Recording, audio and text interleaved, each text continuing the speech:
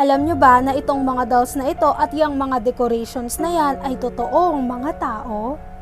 Yes, hindi lang siya basta gawa sa tao kundi totoong tao yan na ginawang dolls at decorations. At ikukwento ko sa inyo ang kwento ni Mr. and Mrs. Dubois. Sa lugar kung saan nakatira si Mr. and Mrs. Dubois ay merong annual Halloween party. Tapos ide-decorate nyo ng maganda yung labas ng bahay nyo at merong mananalo. Yearly nananalo si Mr. and Mrs. Dubois.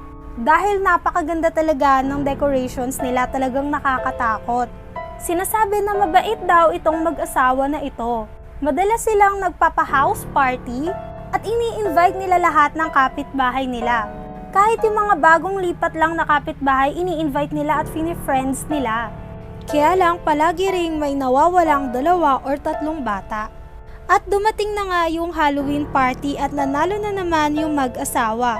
Nung kinagabihan, nung trick or treat na ng mga bata, merong isang bata na nakasagi doon sa decoration nila Mr. and Mrs. Dubois. Nahulog yung mask kaya naman nilapitan ng bata at nung pagtingin ng bata, nagulat siya at natakot siya dahil yung decoration na nakalagay doon sa labas ng pinto nila, ayun yung batang nawawala. Kaya pala sobrang ganda and realistic ng mga decorations nila Mr. and Mrs. Dubois dahil totoong tao pala yung pinangde-decorate nila. At sinasabi nila na gusto lang naman daw nila manalo yearly kaya nila yun ginagawa.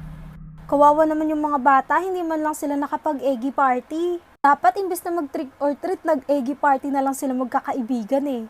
Dahil sa eggy party, marami kayong pwedeng magawa dahil maraming task dito. Sabay-sabay kayong magpa-level up at magpa-rank up ng mga kaibigan mo. Super cute ng eggy party, sobrang nakakatuwa siyang laruin dahil super cute and jiggly talaga ng characters. Kung gusto niyo rin maglaro nito, nasa profile ko lang.